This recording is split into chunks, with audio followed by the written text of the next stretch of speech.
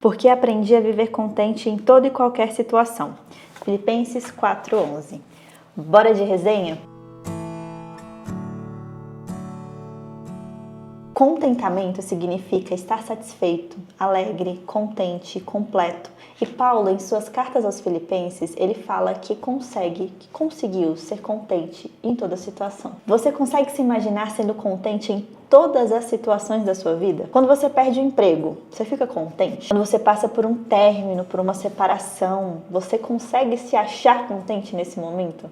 Quando você descobre uma perda, quando você descobre uma doença, você consegue se ver contente nessas situações? Confesso que para mim ser contente em todas as situações ainda é difícil. Talvez até um pouco dolorido se eu fosse falar sobre isso, sabe? Sobre a minha vida. E depois dessa leitura, quando eu me pego nesse lugar de descontentamento, um peso vem muito maior sobre a minha vida. Porque eu entendi a raiz do descontentamento. É aquilo que eu sempre falo em todos os meus vídeos. Não tem como desver aquilo que a gente viu. Então, depois que você lê isso, não tem como você ser descontente e se deleitar nisso e se acostumar com isso. O descontentamento é uma manifestação pecaminosa de um coração inquieto. E normalmente esse descontentamento traz consigo inúmeros pecados. O que Nancy quis dizer falando isso é que todo pecado começou com um posicionamento descontente sobre algo da sua vida. Ser contente demanda muito esforço, muito, mas assim, é muito mesmo. Porque o contentamento é estar satisfeito profundamente na vontade de Deus, não é estar só um pouco satisfeito.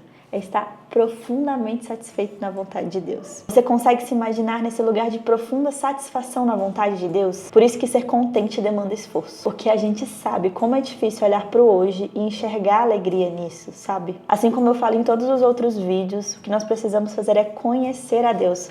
Quanto mais nós conhecemos a Deus, mais nós nos satisfazemos na vontade dele, mais nós estamos contentes, mesmo olhando para o hoje e vendo assim que talvez as coisas não estão como nós queríamos que estivesse. E olha que louco, estar satisfeito em Deus produz descanso. Você já parou para pensar que todas as vezes que a gente está cansado, a gente está sobrecarregado, a gente está triste, a gente está ansioso, é porque nós não estamos contentes em Deus. Deus, quando Ele terminou de fazer a sua obra, Ele finalizou a sua obra, Ele olhou para tudo que Ele fez e falou que era bom. E logo em seguida, Ele descansou. A pessoa descontente, ela não descansa. Ela não consegue olhar para as coisas que aconteceram, estão acontecendo, as coisas que ela fez e ver que é bom. Descansar em Deus significa confiar em seu plano. Sabia que todas as vezes que a gente decide descansar, tirar aquele dia para realmente descansar, a gente está colocando a nossa vida nas mãos de Deus? Muitas das vezes a gente não vive esse dia de descanso porque a gente quer produzir mais e mais e mais. Como se o fruto que tem na nossa casa vem com a força das nossas mãos.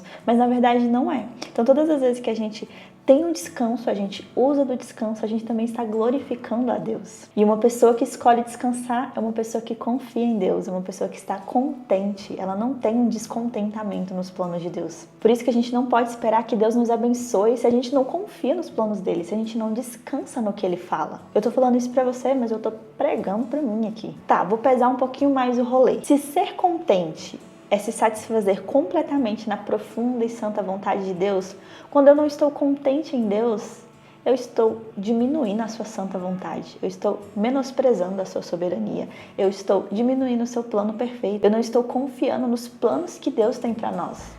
Imagina, eu não estou confiando em Deus. E não só isso, estar descontente é não agradecer a Deus por tudo que Ele fez. Muitas das vezes a gente olha para as coisas que a gente tem, a gente deseja mais, mas a gente esquece que o que nós temos é o suficiente. É o nosso hoje, é o nosso pão diário. Então quando a gente olha para a nossa casa, a gente olha para a nossa vida com um olhar descontente, a gente está falando, poxa Deus, você não me deu o suficiente, você não foi um bom pai. E ele não é esse pai ruim. Se a gente abrir lá em Mateus, se você puder ler em casa, né? O 6 e o 7, mas vamos focar lá no 7, nos versículos 9. Fala bem assim, é o Sermão do Monte, né? Jesus ele está falando com o povo sobre algo assim muito profundo, é muito lindo. Ele fala, respondam, se seu filho lhe pedir pão, você lhe dará pedra? Ou se pedir um peixe, você lhe dará uma cobra? Portanto, se vocês que são maus sabem dar bons presentes a seus filhos, quanto mais seu Pai que está no céu dará bons presentes ao que lhe pedirem. Esse é o nosso Deus. Ele é um bom Pai. sabe? Então, o que nós temos hoje é porque ele é um bom pai. E não porque ele foi um pai ruim, porque ele esqueceu de nós, mas porque ele é um bom pai. Então, o que nós temos hoje é o pão diário do que nós precisamos. Estar descontente é olhar para o hoje e falar: não foi suficiente, Deus. Essas 24 horas para trabalhar não foi suficiente. Você errou quando você projetou o mundo lá em Gênesis. Eu acho que o dia tinha que ser 36 horas. Você errou quando abriu as portas desse emprego para mim e hoje eu ainda recebo só isso. Você errou quando eu tinha esse valor aqui suficiente para comprar uma roupa, mas não era a roupa que eu queria. Você errou nisso. Não. Ele é um bom pai, sabe? Tudo que nós temos hoje é um reflexo de que ele é um bom pai sobre as nossas vidas. Por isso nós precisamos estar contente no hoje. Descontentamento é ingratidão, é crítica, é murmuração. E Deus odeia isso. Ele odeia isso. Eva tinha tudo no paraíso. Ela não precisou de nada. Só foi uma pequena palavra, uma insinuação, que Eva se colocou em um lugar descontente. E olha o que aconteceu. Os israelitas, eles são conhecidos por sua insatisfação, por seu descontentamento, por sua murmuração no deserto. Porque eles não entraram na terra prometida, porque eles estavam descontentes. Imagina, caía um maná do céu. Deus, ele andava sobre eles com uma nuvem no dia, na parte do dia, tampando ele do calor, e à noite com uma brasa ardente, esquentando eles do frio. As suas roupas, elas se renovavam, eles não precisavam se importar com isso, se preocupar com isso. Enquanto o maná caía do céu, o que eles pediam? Eu quero carne. Por que você me tirou do Egito? Por que você me tirou daquele lugar ali? Pelo menos eu comia melhor, eu tenho que comer todos os dias esse maná. Eu quero carne. Isso é uma atitude de um descontente. É quando a gente não vê o pão de hoje na nossa mesa e fala: poxa, mas eu queria tanto estar tomando um café da manhã, um croissant com ovo. Eu sei que é um desejo genuíno, a gente sente vontade dessas coisas, mas cara, todos os dias a gente bater nessa tecla é um reflexo de um coração totalmente descontente. E como este livro fala sobre isso? Como este livro mexe com os nossos sentimentos com relação a isso. A Bíblia ela é recheada de exemplos de pessoas que murmuram. Então, Deus ele nos deixou isso daqui para nos alertar de algo muito, muito profundo. E quanto mais a gente reclama, mais a gente murmura, mais essas palavras viram verdade sobre a nossa vida. Mais nós viramos essas mulheres mal-humoradas, impacientes, chatas, reclamonas, porque quanto mais uma coisa é dita, mais isso se torna verdade pra gente. A gente que reclama que não tem o nosso croissant no café da manhã. Você acha que Deus vai responder sua oração com esse coração tão descontente? Marissa, você acha que Deus vai responder a sua oração com esse coração tão descontente? Será? Nós deveríamos pedir tudo com muita fé e alegria, sabe? Sabendo que Ele vai nos prover, talvez não da maneira com que nós queremos, mas da maneira com que nós precisamos, e Ele sabe do que nós precisamos. A pessoa que ela é contente em Deus, ela vê a provisão de Deus em todos os pequenos detalhes da vida dela. Então ela começa a dar valor até a pequena coisa. Por exemplo, você que tem condição de comprar esse livro. Cara, você precisa estar contente só de ter esse valorzinho sobrando para você investir em um livro para você ler. Você que tem condição, você que tem um carro, mesmo que simples, você tinha que se sentir contente em ter esse carro. E assim, a gente pode dar vários exemplos. Tudo que acontece em nossa vida está debaixo da vontade de Deus, até o sofrimento. E mesmo que seja um pouco difícil de entender, nós conseguimos ser contentes até nesses dias de muita dor. Até o próprio Jesus é um homem de dores e sabe o que é padecer. Quando a gente está sofrendo, a gente tem um Salvador que nos entende, porque Ele passou por essas coisas. E quando olhamos para Ele, a gente aprende a lamentar. Como que Jesus lamentava?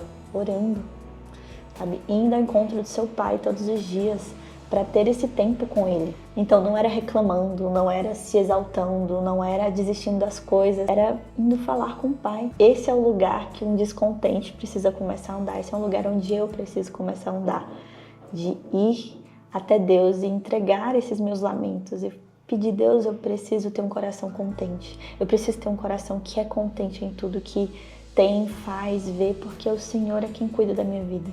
Bom, é isso. Esse livro ele é muito, muito precioso. Eu acho que todas as resenhas que eu tô trazendo aqui tá tendo um peso diferente na minha vida, mas essa daqui tá assim, tá muito especial. É um livro muito fininho mesmo. Você vai ler ele em 12 dias. Aqui eu fiz um cronograminha. É muito bom, a leitura é muito fácil, mas é aquilo que eu falei. Depois que você lê isso daqui, não tem como mais desver a sua reclamação. Não tem como mais desver o seu descontentamento. Então, se você é essa mulher que tem esse coração reclamão, invista nisso aqui. Fica sem um fast food em um mês, pelo menos. E invista nisso daqui, porque Deus quer falar com você. É isso. Se você quiser comprar esse livro, tem um link aqui embaixo que você pode estar comprando. Se você já leu, me conta o que você achou também, porque assim, eu queria ter uma roda de conversa só para falar sobre esse livro, de tão profundo e intenso que ele é. Mas é um livro até que eu vou ler novamente, eu acredito que logo eu quero ler ele novamente.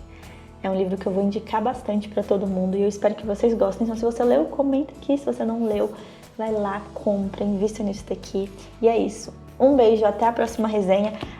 Me conta se vocês estão gostando dessas resenhas. O que vocês estão achando? Porque eu tenho lido bastante, então eu trago boas leituras que quero incentivar mulheres a ler livros cristãos, sabe? Então, comenta aí o que você achou.